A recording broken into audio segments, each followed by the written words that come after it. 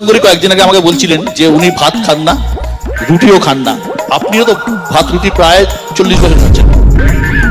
40 বছর ভাত রুটি খেলাম না কোথায়, 20 বছর খাই না। 40 বছর ভাত রুটি খেলাম না কোথায়, 20 বছর খাই না। মানে বন্ধুরা, আমার এই সাদা মনে না বিশাল বড় কথা আছে।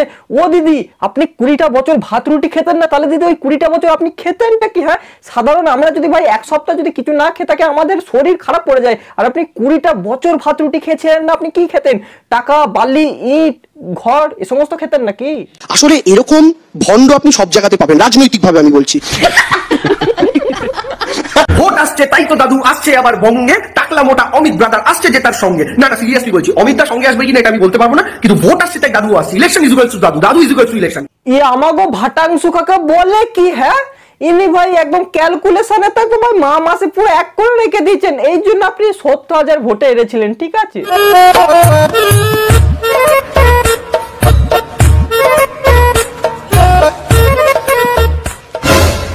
40 বছর ভাত রুটি খেলাম না কোথায়, 20 বছর খাই না।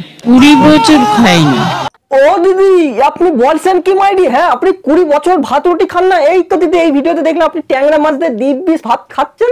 হ্যাঁ, ও দিদি মিথ্যে কথা বলার একটা লিমিট থাকা দরকার দিদি। মিথ্যে কথা মানুষ কখন বলে? যখন বিপদে পড়ে তখন বলে, নাহলে টাকা পয়সা যদি চুরি হয়ে যায় তখন মিথ্যে কথা বলে। এই তো দেখছি কোথায় কোথায় মিথ্যা কথা। এরকম বলবেন না দিদি, তাহলে আপনাকে মিথ্যাবাদী ঠক বলবে জনগণ, আমি বলি নাই। ও দিদি, তাহলে আপনাকে যখন নিউজ 18 বাংলার ওই রিপোর্টারটা জিজ্ঞেস করছিল যে আপনি 20 বছর কি খান না, আপনি কি খেয়েছেন একটু বলুন তো। 20 বছর খান না, 20 বছর ভাত রুটি খান না, কি খান তাহলে? ডাল। বলবো কেন? সৌরভ বলেছে সৌরভ কি খায় না, সৌরভ তো কিচ্ছু খায় না বলে দিয়েছে। হ্যাঁ, আমি কি শুনছি? তোমার কান থাকতো অন্ধ। সৌরভ গাঙ্গুলি কিচ্ছু খান না, কিছুই খাই না, তাহলে উনি আছেন কি করে? হাওয়া খেয়ে বেঁচে আছেন? ভাই, একটা মানুষের জীবিত থাকতে গেলে তার ভাত, রুটি, ডাল, পানীয় জিনিস, তাকে ভালোভাবে জীবনযাত্রা করতে পারে। ইনি তো কিছুই খান না। আমার যেন মনে হচ্ছে ইনি একটু হালকা চাটেন না। বোঝো অবস্থা, এটা হচ্ছে একটা টপ শো, মেন শো, একটা বড় প্ল্যাটফর্মে এ সমস্ত কমেডি চলছে। এই কথাগুলো কে বলবে? বলতে পারেন আমার দোষ, আমি একটু গাধা টাইপের লোক আছি। ওইখানে দুজন মহিলা উপস্থিত ছিল, তার মধ্যে একজন মহিলা আমাদের মমতা ব্যানার্জি দিদিকে কি বলছেন একবার আপনারা শুনে নেন। মানে আপনি কিভাবে এত ফিট থাকেন ম্যাডাম? মানে সেটা তো এই আমি ফিট কিনা আমি জানি না, বাট আমার যেটা ভালো লাগে সেটা হচ্ছে, আমি মনে করি আমার কবিতাতেও লেখা আছে, অনেকে কবিতা আমার হাতের সামনেই আছে, যে আমি যখন হাঁটি আমার মাথা হাঁটে। আমাকে দিদি বলছে কি?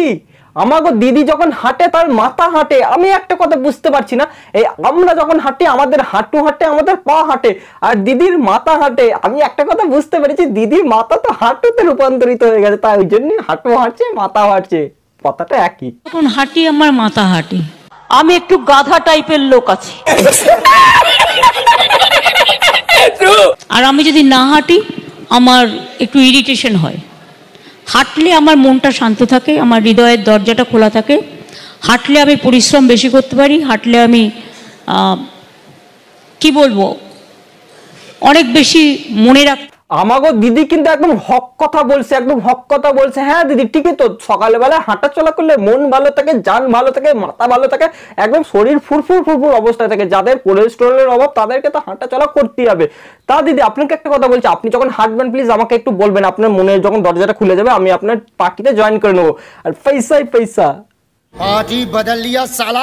হাঁটতে হাঁটতেই আমি কিন্তু যত কাজ করার করি, ফাইল সই করা থেকে শুরু করে, ফাইল দেখা থেকে শুরু করে, কোশ্চেন রিপ্লাই থেকে শুরু করে, লেখা থেকে শুরু করে, গান থেকে শুরু করে, সবকিছু আমি হাঁটতে হাঁটতে।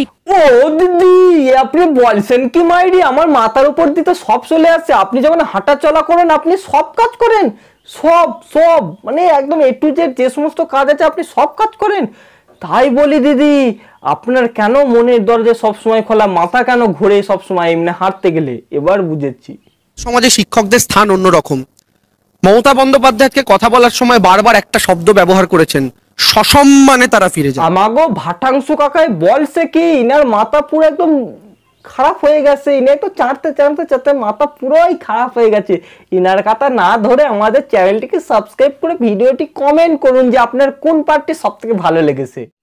इन छोटे मोटे प्रोग्रामों से कितना कमा लेते हो? তো গাইস ভিডিওটি যদি তোমাদের ভালো লাগে তাহলে প্লিজ লাইক কমেন্ট শেয়ার করো, চ্যানেলে যারা নতুন তারা অবশ্যই সাবস্ক্রাইব করো। হে গাইস এই চ্যানেলে হাসি হাসির মজার রোস্টিং ভিডিও আছে, ভিডিওগুলো দেখার জন্য অবশ্যই তোমাদের সাবস্ক্রাইব করে বাইরে পাশে থাকতে হবে। আর তোমাদের সাথে দেখাচ্ছি অন্য কোনো ভিডিওতে, ততক্ষণের জন্য তোমরা ভালো থেকে সুস্থ থেকে এই কামনাই করি। ভেঙেছে লাঠি ঠ্যাং, ভেঙেছে কালো ঠ্যাং, ভাঙবে মাথার ব্রেন লেওরা রে।